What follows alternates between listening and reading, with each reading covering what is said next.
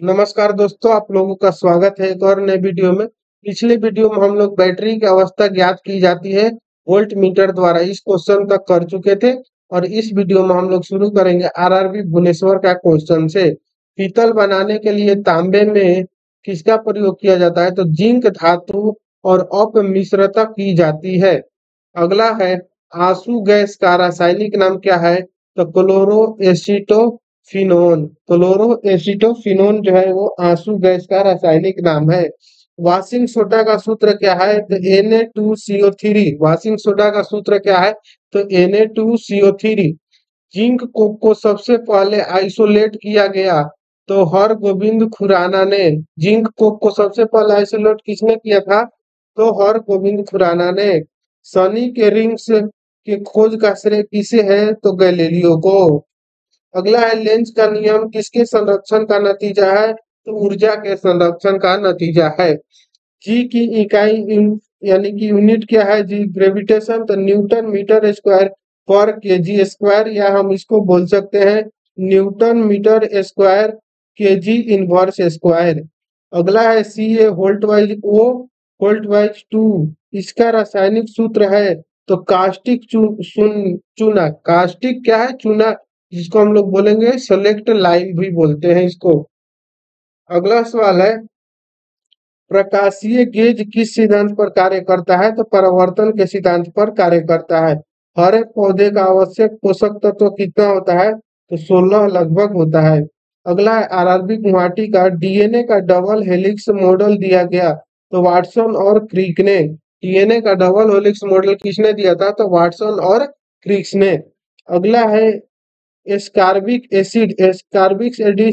Acid जो है किसका रासायनिक नाम है? तो विटामिन सी का रासायनिक नाम है। एक गैस के रुद्धोष्म दाब के दौरान उसका तापक्रम क्या होगा? तो उसका तापक्रम बढ़ता है। प्रकाश के दो अलग अलग स्वरूप हैं, परावर्तन व अपवर्तन। प्रकाश के दो अलग अलग स्वरूप कौन कौन है? तो परावर्तन और अपवर्तन। अगला है, आरआरबी चेन्नई का पीतल की मिश्र धातु होती है तो तांबा और जस्ता का।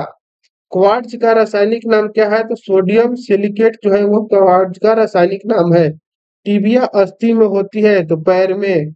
यकृत में संचित किया जा सकता है तो विटामिन ए को यकृत में संचित किया जा सकता है। तेल दीप में बत्ती का तेल ऊपर उठता है तो किसके कारण ऊपर उठता है? तो केशिकत्व के क्रिया के कारण जो है तेल के दीप में से बत्ती का जो तेल होता है वो ऊपर की ओर उठता है। प्रसरव्य तरंगों क्या है? तो निर्वात में उत्पन्न ध्वनि तरंगे हैं। निर्वात में जो ध्वनि तरंगे उत्पन्न होती है उसे प्रसारव्य तरंग कहते हैं। एल्कोहल में निहित है कार्बन और हाइड्रोजन एवं ऑक्सीजन जो है वो एल्कोहल में निहित रहता है। अगला है, लाल रुधिर कणिका में बनी होती है तो अस्थि मज्जा में जो होती है वो लाल रुधिर कणिका, यानी अस्थि मज्जा किसको बोलेंगे? तो हड्डी के अंदर जो रहता है ना बोन मैरो का, उसी को बोलेंगे हम लोग अस्थि मज्जा। कौन सा रोग विषाणु के कारण होता है? तो चेचक जो है वो विषाणु के कारण होता है। रिएक्टर स्केल प्रयुक्त होता है तो भूकंप तीव्रता को मापने के लिए रिएक्टर स्केल का प्रयोग किया जाता है। कौन सा विभाज्य नहीं है? तो परमाणु। डाल्टन के अनुसार जो है परमाणु विभाज्य नहीं है। आरआरबी रांची का सवाल है अगला, 22/5/2005 का। मलेरिया द्वारा प्रभावित अंग है तो पलिया जो है वो मलेरिया द्वारा प्रभावित अंग है।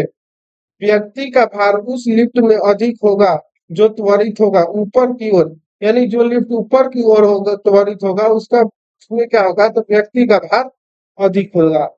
स्वस्थ दांतों को पाने के लिए मीठा भोजन नहीं खाना चाहिए, यानी स्वस्थ दांत हमें रखना है तो हमें मीठा भोजन नहीं करना चाहिए। मिल्क ऑफ मैग्नीशिया का उपयोग किस रूप में होता है? तो अम्ल रोधी पदार्थ के लिए मिल्क ऑफ मैग्नीशियम का उपयोग किया जाता है।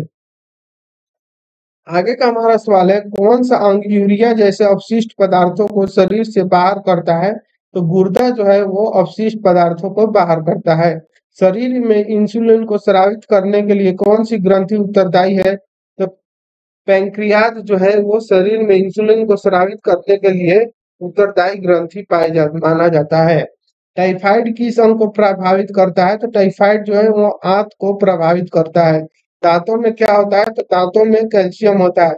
यदि कोई व्यक्ति दूर स्थित वस्तु को देखने में सक्षम नहीं है तो वह किस रोग से ग्रस्त है? तो मायोफीबिया से वह ग्रसित है। अगला सवाल है आरआरबी भोपाल का। इसको हम लोग नेक्स्ट वीडियो में करेंगे। तो मिलते हैं नेक्स्ट वीडियो में। तब तक के लिए जय हिंद। Thank you.